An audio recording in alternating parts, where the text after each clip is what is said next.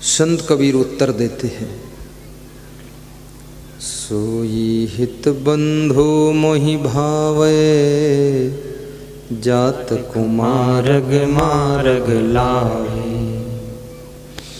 सोई हित बंधु मोहि भावे, जात कुमारग मार्ग लावे। सो सयान मार्ग रही जाई, करे खोज कबहू न भुलाई। सो सयान मार्ग रही जाई, करे खोज कबहू न भुलाई। सोई हित बंधु मोहि भावे, जात कुमारग मार्ग लावे। वही हमारा हितैषी है और वही हमारा बंधु भाई है, जो मुझको कुमार्ग के रास्ते से मोड़कर शतमार्ग पर रास्ते पर खींच कर ले आए। वही हमारा भाई है, वही सगा है। जो हमको शतमार्ग से विचलित करके कुमार्ग पर चलने के लिए प्रेरणा दे, वो हमारा भाई होते ही भी शत्रु के समान है। पापा निवारयति योजयते हिताय, गुह्यं निगोहति गुणान् प्रकटीकरोति। आपदे गतं च न जहाति ददाति काले, सनमित्र लक्षणिदं प्रविदन्ति शन्तः। शनमित्र लक्षणिदं प्रविदन्ति शन्तः। कौन है मित्र? जो पाप कर्मों से हमको दूर करता है, नीति का श्लोक है, और पुण्य के कार्यों में हमको लगा देता है। वो हमारा परम मित्र है, सच्चा मित्र है।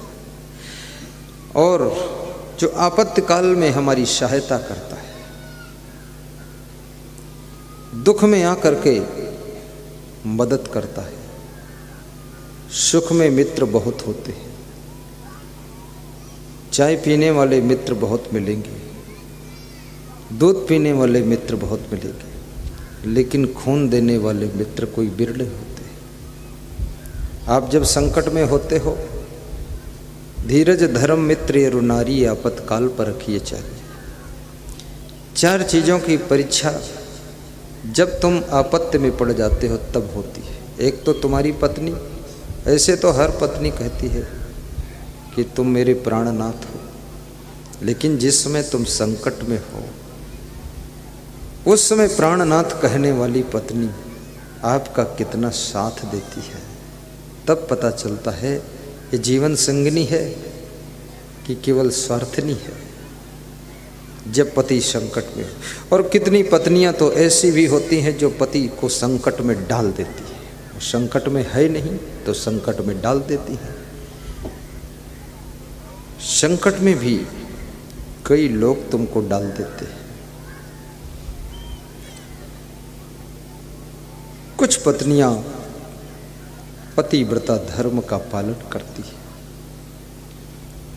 आपके खिलाफ कोई कार्रवाई नहीं करती है। आप गलती भी कर देते हो फिर भी आपको क्षमा कर देती है, कहती है नहीं ठीक है मेरा पति है, माफ कर देती। और कुछ पत्नियां ऐसी भी होती हैं जो आप गलती ना करें तो भी आपके ऊपर कार्रवाई कर देती है। आप जैसा वह कह रही वैसा कार्य नहीं करोगे तो कार्रवाई हो जाएगी। वो संकट में डालने वाली है। राजा महाराजाओं के यहाँ पहले रानी होती थी, रानी। राजा महाराजा की पत्नी का नाम क्या? रानी। यदि कोई महाराजा है तो उसकी पत्नी महारानी। यदि और ज़्यादा बड़ा राजा है तो उसके पास में फिर रानी और महारानी और पटरानी। पटरानी भी रहती थी। पटरानी मतलब जो पर्दे में ही रहती थी, बाहर नहीं निकलती थी। पटरानी, उसको केवल राजा देखता था, कोई देखता नहीं था, वो पटरानी। तो कौन सी रानी? एक तो रानी, फिर महारानी और फिर पटरानी, जो छिप के रहती, आड़ में रहती, पटरानी। लेकिन ये 3 रानियां केवल नहीं होती, और भी रानियां हैं। इसके अलावा किसी किसी को रानी मिलती है, किसी को महारानी मिलती। महारानी का मतलब जिसका महान विचार है, महारानी है। और पटरानी जो मर्यादा के अंदर रहती है, पटरानी। फिर कुछ ऐसी भी रानी है जो कपट रानी, कपट रानी जो अपने पति से थोड़ा कपट रखती है, वो कपट रानी। फिर एक 5वीं रानी है, वो है अटपट रानी। उसका सब काम अटपटा है, ओट पटांग है।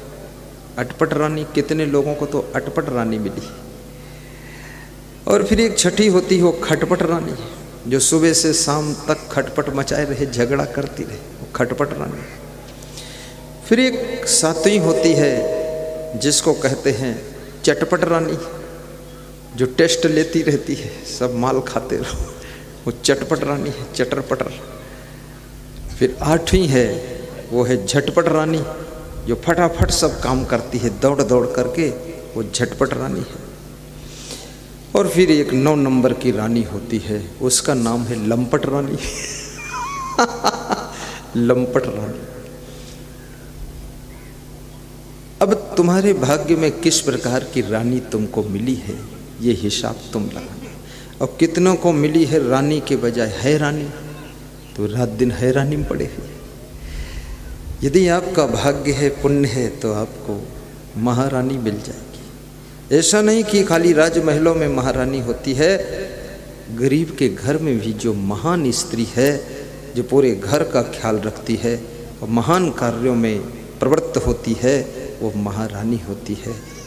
और ऐसी महारानी जिसके घर में है, वह घर मंदिर की तरह हो जाता है। उस घर के लोग देवी देवता की तरह प्रभावशाली हो जाते हैं, और उस घर में सदैव सुख शांति और समृद्धि रहती है। वहाँ कभी दरिद्र नहीं आता है, जिस घर में कोई महान देवी आ जाती है।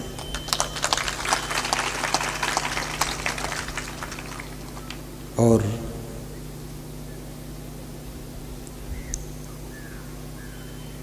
पापों से जो दूर करे, आपत्ति काल में मदद करे, दुख के समय जो साथ दे, धीरज धर्म मित्र और नारी, आपत काल पर रखिए चारी।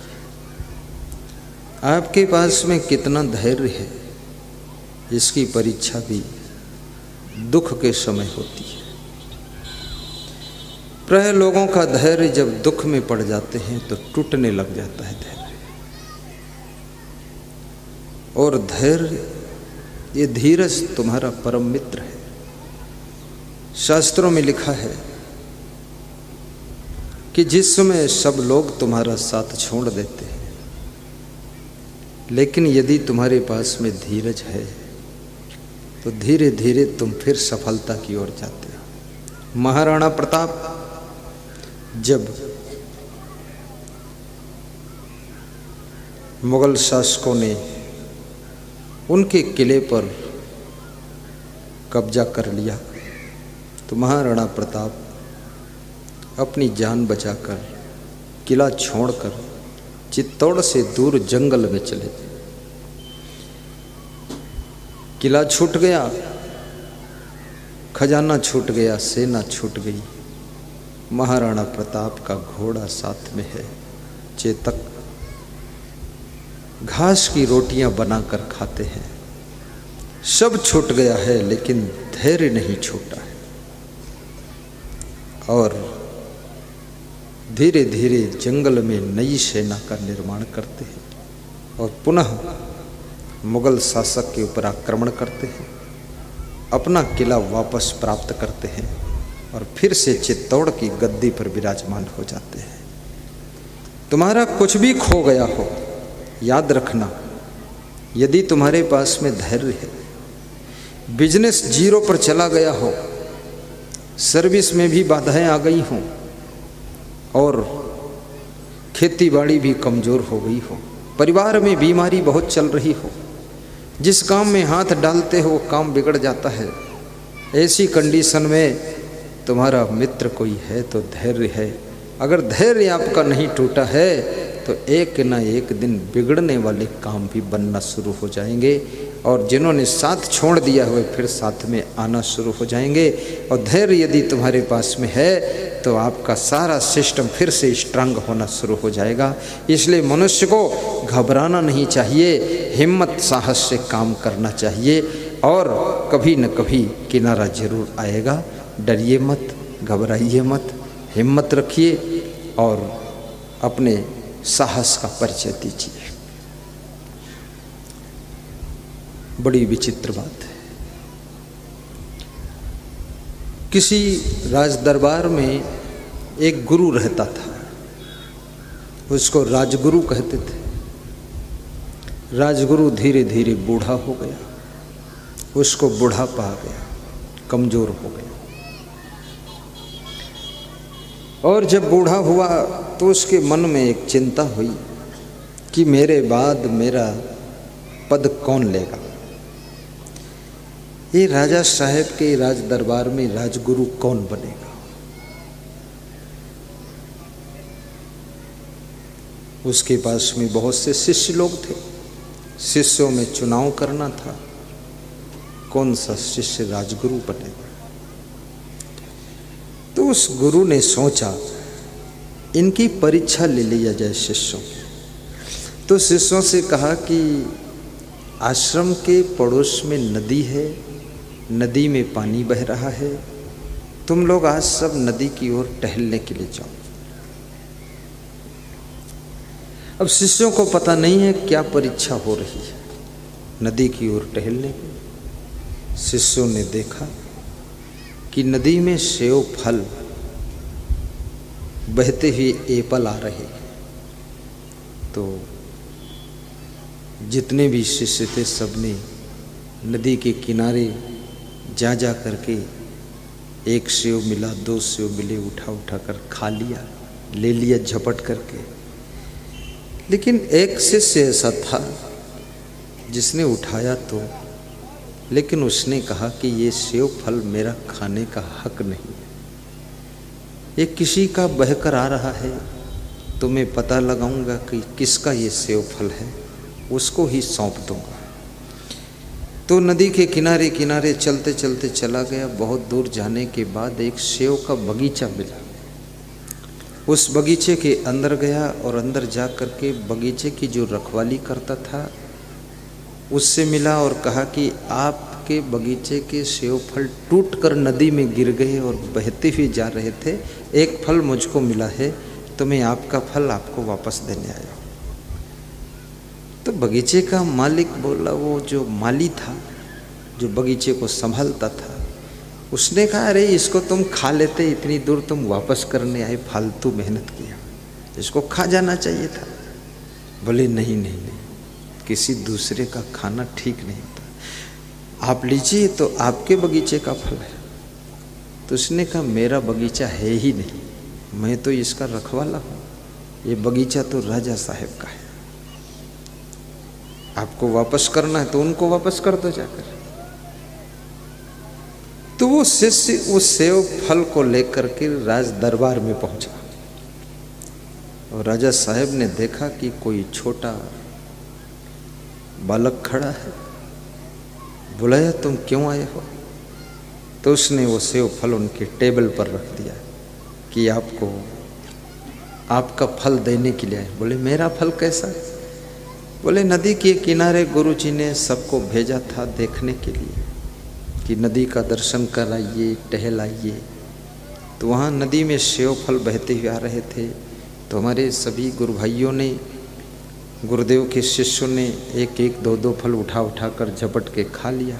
मुझको भी एक फल मिला तो मैं इसको बगीचे में लेकर गया, वापस किया तो उन्होंने कहा मेरा बगीचा नहीं है, तो राजा साहब का, राजा साहब को दो, तो इसलिए मैं ये फल आपके पास वापस करने आया, आप इसको स्वीकार कीजिए।